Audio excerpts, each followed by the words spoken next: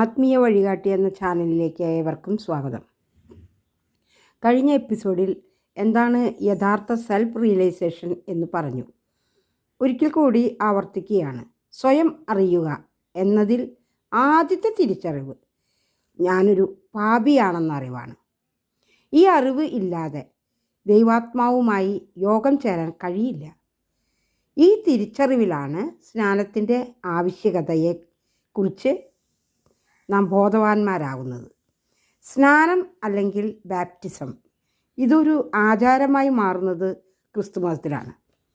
എന്നാൽ ഇതൊരു ആചാരമല്ല. ഹോളി യോഗയിൽ ഇത് ഒരു സമ്പൂർണ്ണ ശുദ്ധി വരുത്തലാണ്.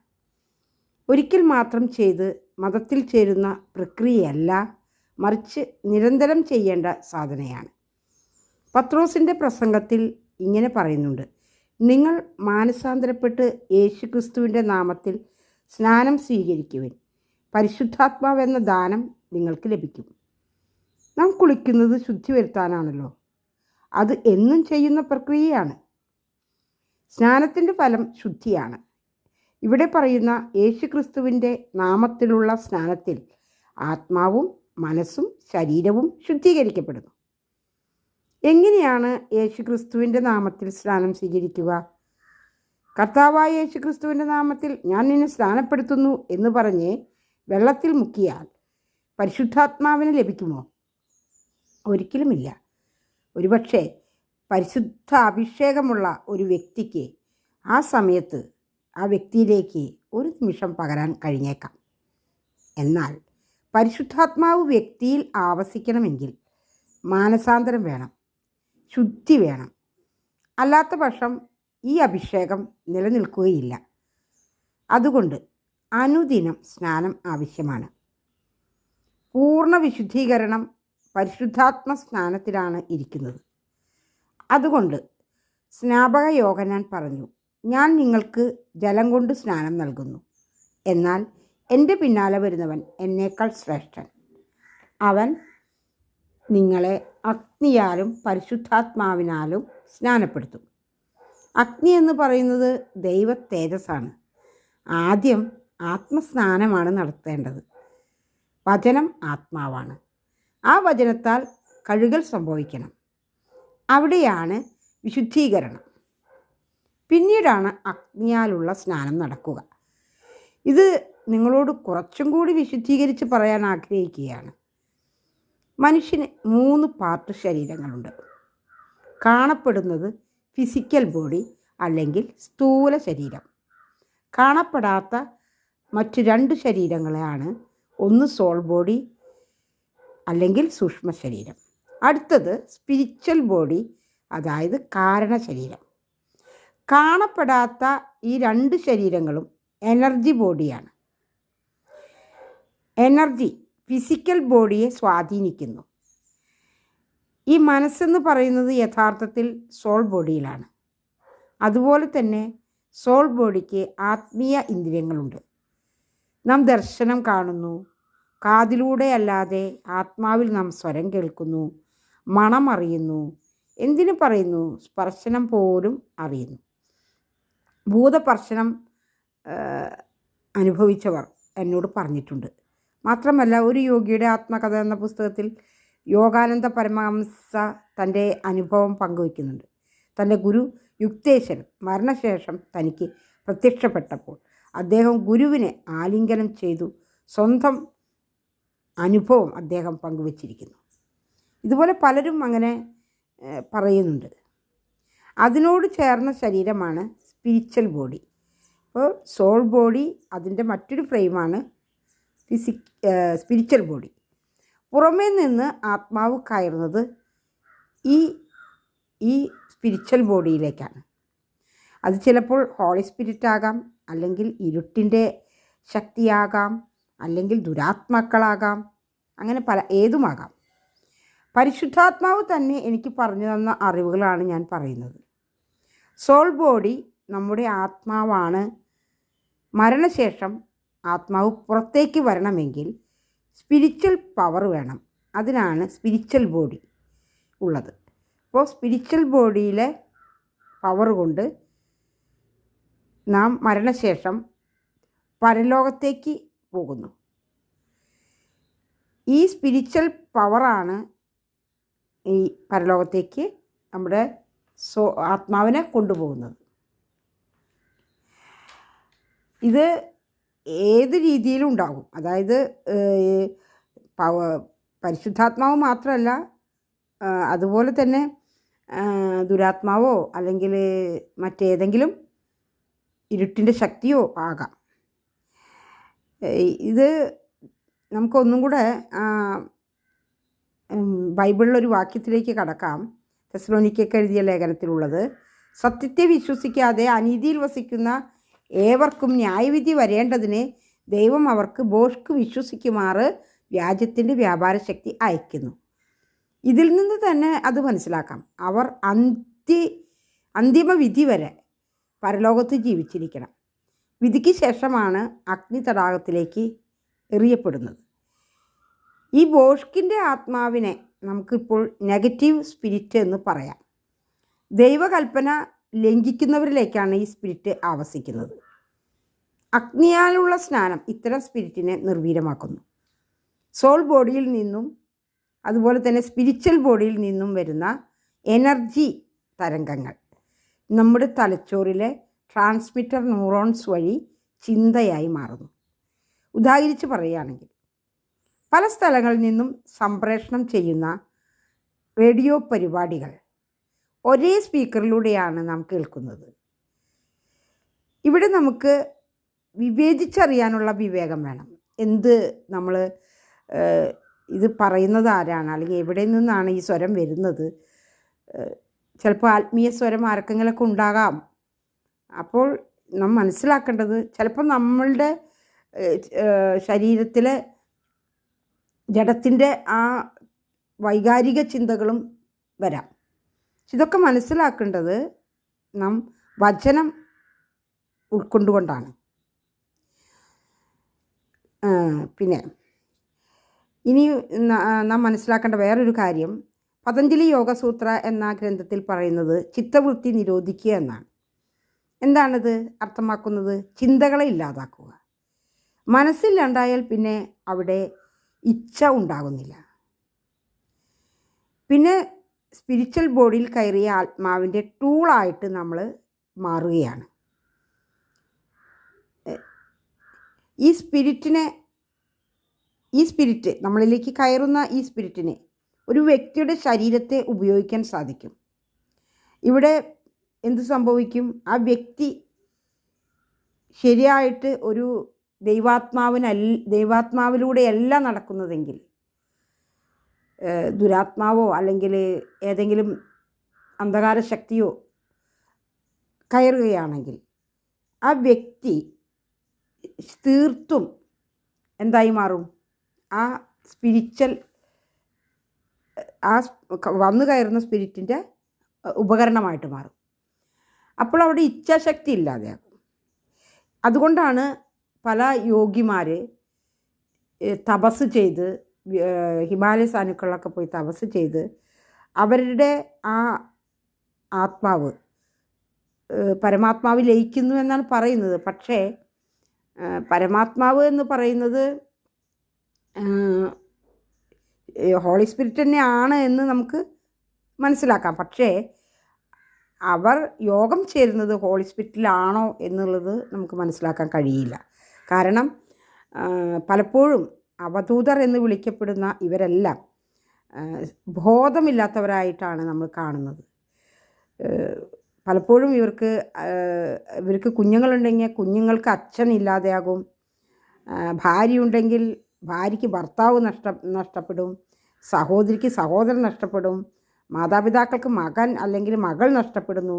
ഇങ്ങനെ പല യോഗാചാര്യന്മാരുടെയും ജീവചരിത്രം അവർ സകലത ഉപേക്ഷിച്ച് ഹിമാലയ സാനുക്കളിലെ വല്ല ഗുഹകളിലും പോയി തപസ് ചെയ്ത ചരിത്രമാണ്. ഇവരെ അവധൂതർ എന്നാണ് വിളിക്കപ്പെടുന്നത്. ഞാനിത് പറയാൻ കാരണം ഈ ഹോളി യോഗയും മറ്റു യോഗയും തമ്മിലുള്ള വ്യത്യാസത്തെക്കുറിച്ചാണ്.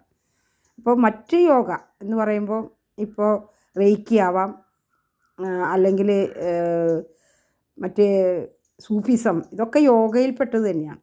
നമ്മൾ എപ്പോഴും ജപിച്ചുകൊണ്ട് ഇങ്ങനെ നമ്മുടെ ആത്മാവിൻ്റെ ഒരു അഭിഷേകം സ്വീകരിക്കുക. ജപിച്ച് മനസ്സിനെ ഇല്ലാണ്ടാക്കുക, ചിന്തകളെ ഇല്ലാണ്ടാക്കുക. അങ്ങനെ ഇല്ലാണ്ടായി വരുമ്പോൾ പെട്ടെന്ന് നമ്മുടെ ആത്മമണ്ഡലത്തെ ഒരു ശക്തി അല്ലെങ്കിൽ ഏതെങ്കിലും ഒരു സ്പിരിച്വൽ ശക്തി ഏറ്റെടുക്കും. അപ്പോഴാണ് നമ്മൾ സിദ്ധികളൊക്കെ കാണിക്കുന്നത്. ചിലപ്പോൾ നമ്മുടെ എല്ലാ കാര്യങ്ങളും നടക്കും. ഇങ്ങനെ പല അത്ഭുതങ്ങളിലൂടെ നമ്മുടെ ജീവിതം കൊണ്ടുപോകും ഈ സ്പിരിറ്റ്. പക്ഷേ അത് പരിശുദ്ധാത്മാവാകണമെന്നില്ല. പരിശുദ്ധാത്മാവാണെങ്കിൽ ഇച്ഛാ സ്വാതന്ത്ര്യം ഉണ്ടായിരിക്കും. നമുക്കൊരിക്കലും നമ്മുടെ ജീവിതത്തിൻ്റെ വ്യക്തിബന്ധങ്ങൾ നമുക്ക് അവരെ സ്നേഹിക്കുന്നതിനോ അല്ലെങ്കിൽ നമ്മുടെ അവരെ കരുതുന്നതിനോ ഒന്നും ഹോളി സ്പിരിറ്റ് തടസ്സമല്ല. ജീവിതത്തിലെ ഒരു പ്രവർത്തന മേഖലയിലേക്കും നമുക്ക് പോകാൻ സാധിക്കും. ഏത് മേഖലയിലേക്കാണെങ്കിലും പോകാൻ സാധിക്കും. തപസ് ചെയ്തിരിക്കേണ്ട ആവശ്യമില്ല. കാരണം പരിശുദ്ധാത്മാവ് നമ്മളോട് ഇടപെടുന്നത് നമ്മുടെ ഉള്ളിലാണ്, ചിന്തയിലൂടെയാണ്, നമ്മളോട് സംസാരിക്കും. അപ്പോൾ തന്നെ നമുക്ക് എല്ലാ കാര്യങ്ങളിലും ഇടപെടാൻ സാധിക്കും. എന്നാൽ അവധൂതർ എന്ന് പറയപ്പെടുന്ന അവർ തീർത്തും വേറൊരു വ്യക്തിയായിട്ട് മാറുകയാണ്. അവർ നേരാവണ്ണം ശരീരശുദ്ധിയിൽ ജീവിക്കാൻ പോലും മറന്നു പോകുന്നവരാണ്.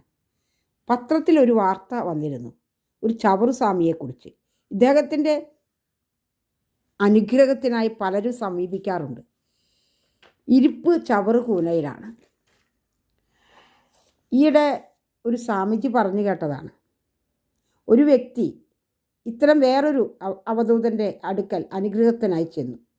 അവധൂതൻ കയ്യിലെ വടി കൊണ്ട് ഒറ്റയടി വെച്ചു കൊടുത്തു.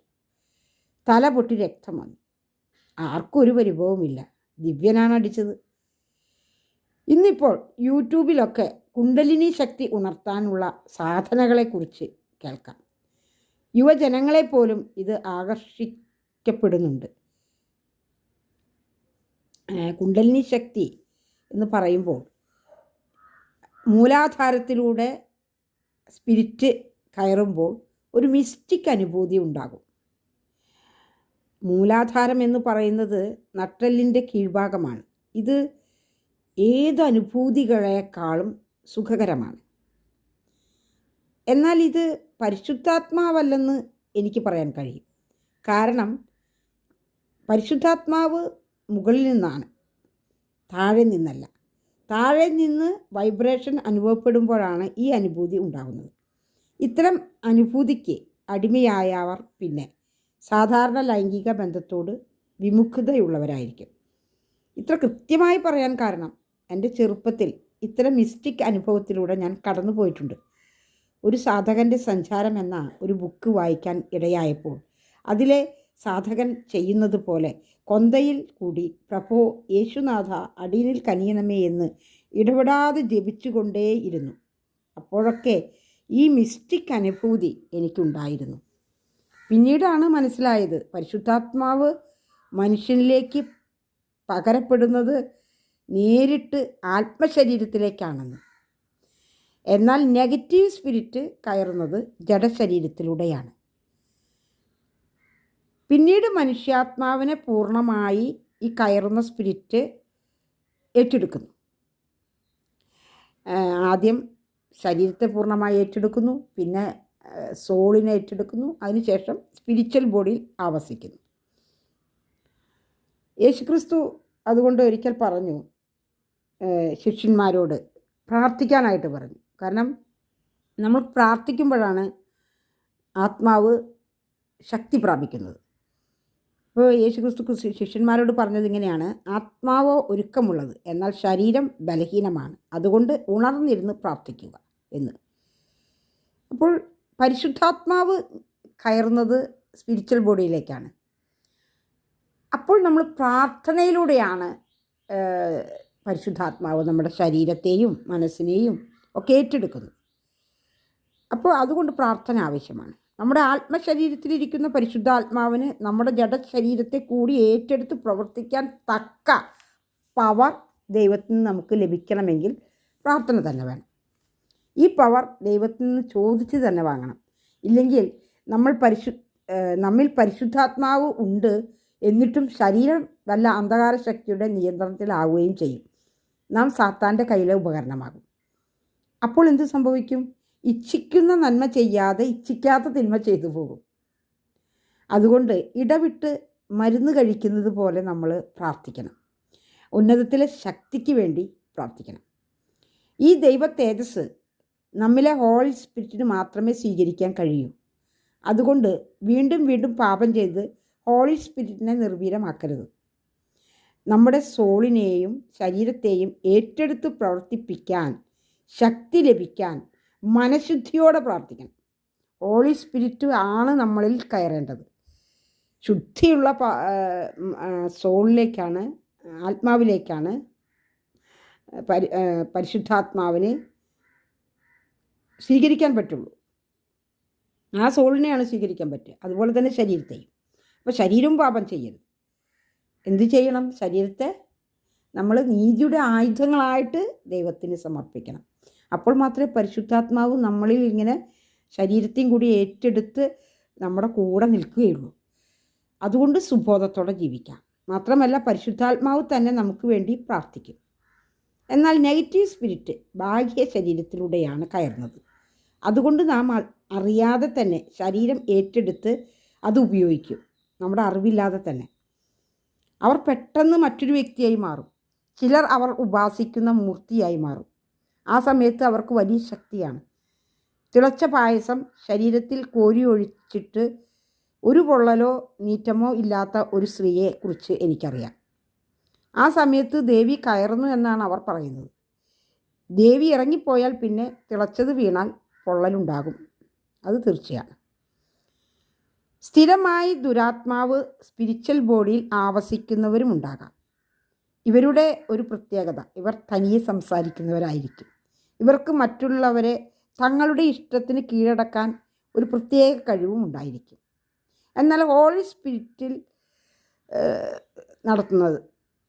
നടക്കുന്നവർ, ഹോളി സ്പിരിറ്റ് അവരോട് ഇടപെട്ടുകൊണ്ട് അവരെ ഏറ്റെടുത്ത് നടത്തുന്നവർ ഇതിൽ നിന്ന് വ്യത്യസ്തമായിരിക്കും. അവർ എപ്പോഴും നല്ല സമാധാനത്തോട് തന്നെയാണ് അവരുടെ ജീവിതം ഉണ്ടാകുക. സുബോധത്തോടെ തന്നെ. അവർക്ക് പെട്ടെന്നൊരു മാറ്റം ഉണ്ടാവുകയില്ല. കാരണം അവർ പതുക്കെയാണ് ശരിക്കും പറയുകയാണെങ്കിൽ ഒരു വിശുദ്ധരായിട്ട് മാറുന്നത്. പാപത്തിൽ നിന്ന് അവർക്ക് മോചനം ലഭിച്ച് അവർ വിശുദ്ധരായിട്ട് മാറുന്ന ഒരു പ്രക്രിയയാണ് പരിശുദ്ധാത്മാവ് ഉണ്ടാകുമ്പോൾ, പരിശുദ്ധാത്മാവ് ഉള്ളത്തിലേക്ക് വരുമ്പോൾ സംഭവിക്കുന്നത്. അത് ആ പ്രോസസ്സ് നടക്കുമ്പോൾ കുറച്ച് താമസം ഉണ്ടായിരിക്കും. അതുപോലെ തന്നെ നമുക്ക് പരിശുദ്ധാത്മാവ് ഒരു വ്യക്തിയിൽ ആവസിച്ചു കഴിഞ്ഞാൽ ആ വ്യക്തി സ്വർഗത്തിലേക്ക് പോകുന്നത് വരെ, അത് സ്വർഗത്തിലേക്ക് കൊണ്ടുപോകാൻ വരെ തീർച്ചയായിട്ടും പരിശുദ്ധാത്മാവ് കൂടെ ഉണ്ടായിരിക്കും, മരണം വരെ ഉണ്ടായിരിക്കും. ഞാനിപ്പോൾ ഇത് പറയുമ്പോൾ നിയർ ഡെത്ത് എക്സ്പീരിയൻസ് ഉള്ള ആളുകൾ പറയുന്നത് കേട്ടിട്ടുള്ള ചില കാര്യങ്ങളുണ്ട്. ചിലർക്കൊന്നും സ്വർഗരാജ്യമുണ്ടോ അല്ലെങ്കിൽ സ്വർഗത്തിലെ ഒരു പരലോകത്തിലൊരു ജീവിതമുണ്ടോ ഇതൊന്നും ആർക്കും അറിയില്ല. കാരണം ഇതൊന്നും ആരും വിശ്വസിക്കുന്നില്ല. അവനവൻ്റെ കാര്യങ്ങൾ നടക്കണം, അതിനു വേണ്ടി പ്രാർത്ഥിക്കുന്നു, അമ്പലത്തിൽ പോകുന്നു, പള്ളിയിൽ പോകുന്നു, നേർച്ച കാഴ്ചകൾ നൽകുന്നു. ഇതൊന്നും നമ്മളെ സ്വർഗത്തിൽ എത്തിക്കുന്നില്ല. സത്യത്തിൽ സ്വർഗത്തിൽ പോകണമെങ്കിൽ തീർച്ചയായിട്ടും ഹോളി സ്പിരിറ്റിൻ്റെ ആ ഒരു ആവാസം നമ്മളിലുണ്ടായിരിക്കണം. ഹോളി സ്പിരിറ്റ് ആണ് നമ്മളെ സ്വർഗത്തിലേക്ക് കൊണ്ടുപോകുന്നത്. ഇപ്പോൾ നമ്മൾ ഇത്തരം നിയർ ഡെത്ത് എക്സ്പീരിയൻസ് ഉള്ളവർ പലരും പല രീതിയിൽ പറയുന്നത് കേട്ടിട്ടുണ്ട്. ചിലർ പറയുന്നത് അവരെ അവർ ഉപാസിക്കുന്ന ദേവനോ ദേവിയോ വന്ന് കൊണ്ടുപോയി എന്നൊക്കെയാണ്. ചിലർ പറയുന്നത് അവരുടെ അച്ഛൻ അമ്മ, അല്ലെങ്കിൽ ചിലർ പറയുന്നത് മാലാഖമാർ കൊണ്ടുപോയി, ചിലർ പറയുന്നത് ഏതോ ഒരു ആത്മാവ് പേര് പറഞ്ഞിട്ട് ഒരു ആത്മാവ് വന്ന് കൊണ്ടുപോയി എന്നൊക്കെയാണ്. പക്ഷേ എല്ലാവരും ഒരേ കാര്യം പറഞ്ഞിട്ടുള്ളത്, നമ്മുടെ ബോഡി തന്നെ നാം കുറച്ച് നേരം മുകളിൽ നിന്ന് കാണും, അവിടെ നടക്കുന്ന സംഭവങ്ങൾ കാണാം, പിന്നെ ഒരു ടണലിൻ്റെ ഉള്ളിലൂടെ പോകാം എന്നൊക്കെയാണ്. എന്നാൽ ഈ വ്യത്യാസം വന്നത് എന്തുകൊണ്ടാണെന്നറിയോ? നമ്മുടെ സ്പിരിച്വൽ ബോഡിയിൽ കയറുന്ന ആ സ്പിരിറ്റിന് പല രൂപങ്ങളായിട്ട് മാറാൻ സാധിക്കും. പരിശുദ്ധാത്മാവ് ചിലപ്പോൾ യേശുവിൻ്റെ രൂപം ധരിച്ചിട്ട് ചിലപ്പോൾ കൊണ്ടുപോകാം ആയിരിക്കാം. അതുപോലെ തന്നെ ദുരാത്മാക്കൾ ദേവിയുടെയോ ദേവൻ്റെയോ അല്ലെങ്കിൽ ഏതെങ്കിലും അവരുടെ ജീവിച്ചിരുന്ന ഏതെങ്കിലും പരേത ആത്മാവിൻ്റെ രൂപത്തിലൊക്കെ കൊണ്ടുപോകാം, കൊണ്ടുപോകാം. ഇത് ആത്മാവിന് പല രൂപവും എടുക്കാൻ സാധിക്കുന്നത് കൊണ്ടാണ്. കയറുന്ന സ്പിരിറ്റിന്. ഞാനിത് നിയർ ഡെത്ത് എക്സ്പീരിയൻസ് അല്ലാതെ ഒരു സഹോദരി എന്നോട് പറഞ്ഞ ഒരു കാര്യം ഞാൻ പറയുകയാണ്. അവർ എന്നോട് പറഞ്ഞൊരു സംഭവമാണത്. അവർ ഒരു ക്രിസ്ത്യാനിയാണ്. ഒരു ദിവസം അവർ ശരീരത്തിൽ നിന്ന് പുറത്തു പോയി. യേശു ക്രിസ്തു അവളെ ആകാശത്തിലൂടെ കൊണ്ടുപോയി. വേശ്യാവൃത്തിക്ക് റോഡിൽ അണിഞ്ഞൊരുങ്ങി നിൽക്കുന്നവരെ കാട്ടി കർത്താവ് അവരോട് പലതും ഉപദേശിച്ചു. പക്ഷെ അവർക്ക് അപ്പോഴും ഒന്നും വിശ്വസിക്കാൻ പറ്റിയിരുന്നില്ല. കാരണം ഇത് സ്വപ്നമാണോ? അവർ അങ്ങനെ ചിന്തിച്ചു. അപ്പോൾ അവൾ യേശു ക്രിസ്തുവിനോട് ചോദിച്ചത്രേ, ഇത് സത്യമാണോ എന്ന് എനിക്ക് എങ്ങനെ അറിയാം? അപ്പോൾ കർത്താവ് ദുബായിലുള്ള അവരുടെ ചേട്ടനും കുടുംബവും താമസിക്കുന്ന ഫ്ലാറ്റിലേക്ക് കൊണ്ടുപോയി. അവരുടെ ഹാളിലെ കർട്ടൻ, സോഫ, അവിടെ ഇരിക്കുന്ന സാധനങ്ങളെല്ലാം അവർ കണ്ടിട്ട് തിരിച്ച് ബോഡിയിലേക്ക് കയറി. പിന്നീട് ചേട്ടത്തിയോട് ഫോൺ ചെയ്ത് പറഞ്ഞപ്പോഴാണ് തനിക്ക് ഉണ്ടായത് എല്ലാം റിയലായിരുന്നു എന്ന് മനസ്സിലായത്. ചേട്ടത്തിയുടെ ഹാളിൽ കണ്ട കർട്ടൻ്റെ കളറടക്കം ശരിയായിരുന്നു. പറഞ്ഞു വന്നത്, നമ്മുടെ മരണം കൊണ്ട് തീരുന്നതല്ല ജീവിതം എന്നാണ്. അതുകൊണ്ട് വിശുദ്ധരായി തന്നെ ജീവിക്കണം. മരണശേഷം വിശുദ്ധർ പോകുന്നത് പറുദീസയിലേക്കാണ് എന്നാണ് ബൈബിൾ പറയുന്നത്. ഇത് പല നിലകളിലാണ്. ഇത് സൗരയൂഥത്തിൻ്റെ മുകളിലാണ്. അതുപോലെ തന്നെ പാതാളമുണ്ട്. പാതാളം സൗരയൂഥത്തിൻ്റെ താഴെയാണ്. ഇതും പല നിലകളിൽ തന്നെ. ഭൂമിയോട് അടുത്ത നില ദുഷ്ടന്മാരുടെ സ്ഥലമാണ്. അതുകൊണ്ട് ആത്മാക്കളെ മനുഷ്യരെ പ്രലോഭിപ്പിക്കാനും ചതിയിൽ വീഴ്ത്താനും ഒക്കെയായി ആ നിലയിലെ ദൂതൻ ഭൂമിയിലേക്ക് അവരെ വിടാറുണ്ട്. ചില ആത്മസ്വരൂപങ്ങൾ ഗർഭപാത്രത്തിൽ കുഞ്ഞുങ്ങളായിരിക്കുമ്പോൾ തന്നെ ആവസിക്കും. ചില പേരുകേട്ട പുനർജന്മ കഥകൾ ഇങ്ങനെയാണ് വന്നിട്ടുള്ളത്.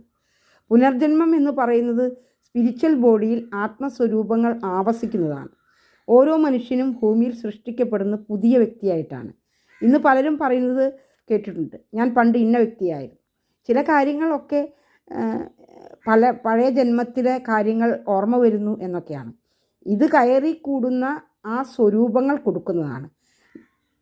നാം ഈ ജന്മത്തിൽ ചെയ്ത പാപകർമ്മങ്ങളുടെ ഫലം ഈ ജന്മത്തിൽ തന്നെ അനുഭവിക്കും, തലമുറകൾ കൂടി അനുഭവിക്കും എന്നതാണ് സത്യം. ഫാസ്റ്റ് റിഗ്രഷനിലൂടെയൊക്കെ പുനർജന്മത്തെ അറിയാമെന്നൊക്കെ അവകാശപ്പെടുന്നവരുണ്ട്. ഈ പ്രക്രിയയിലൂടെ ആത്മസ്വരൂപങ്ങളെ പകരപ്പെടുന്നതാണ്. അവർ ആത്മസ്വരൂപങ്ങളെ കൊടുക്കുന്നതാണ്. പലപ്പോഴും കുറച്ച് കഴിയുമ്പോൾ ഈ പുനർജന്മ ഓർമ്മകൾ അവർക്ക് നഷ്ടപ്പെട്ടു പോകാറുണ്ട്. മോക്ഷം നേടാൻ വീണ്ടും ജനിക്കാം എന്ന് ആരും വിചാരിക്കരുത്. യേശു ക്രിസ്തുവിനെ ഗുരുവായി ഏറ്റെടുത്ത് പാപമുക്തി നേടുക. മോക്ഷം ഉറപ്പാണ്. നാം ശ്രമിക്കേണ്ടത് പാപത്തിൽ നിന്നുള്ള മോചനമാണ്. പാപമുക്തി ലഭിച്ചാൽ പിന്നീട് രോഗത്തിലേക്കോ മറ്റനർത്ഥങ്ങളിലേക്കോ പോകേണ്ടി വരില്ല. ശാപത്തിൽ മോചിതരാകുക. അത്രമല്ല, നാം ആഗ്രഹിച്ചതുപോലെ സംതൃപ്തി നിറഞ്ഞ ജീവിതം നയിക്കാൻ സാധിക്കും. ക്രിസ്തീയ സഭകളിൽ ചിലർ ശുദ്ധീകരണ സ്ഥലമുണ്ടെന്നും അവർക്ക് വേണ്ടി ജീവിച്ചിരിക്കുന്നവർ പ്രാർത്ഥിച്ചുകൊണ്ട് മോക്ഷത്തിൽ എത്തിക്കാമെന്നുള്ള ഒരു വിശ്വാസം, അത് സാത്താൻ്റെ പദ്ധതിയാണ്. കർത്താവ് പറഞ്ഞ ന്യായവിധി സമയത്ത് വിധിക്കുന്നത് കർത്താവിൻ്റെ വചനമാണ്. വചനം അനുസരിക്കാതെ ജീവിച്ചിട്ട് മറ്റുള്ളവരുടെ പ്രാർത്ഥന കൊണ്ട് മോക്ഷം കിട്ടത്തില്ല. കർത്താവ് നീതിമാനാണ്. ഇവിടെ ചില ശുദ്ധീകരണ ആത്മാക്കൾ വന്ന് ചിലരോടൊക്കെ പ്രാർത്ഥിക്കാൻ പറഞ്ഞു എന്നൊക്കെ പറയുന്ന അനുഭവങ്ങളുണ്ട്. അവരെ വിടുന്നത് സാത്താൻ്റെ ദൂതന്മാർ തന്നെയാണ്, വിശ്വാസികളെ തെറ്റിദ്ധരിപ്പിക്കാൻ. അതുകൊണ്ട് നിങ്ങൾ പാപത്തിൽ നിന്ന് മോചനം നേടുന്നത് അത്യാവശ്യമാണ്. ഹോളി യോഗയിലൂടെ അത് നിങ്ങൾക്ക് സാധിക്കും.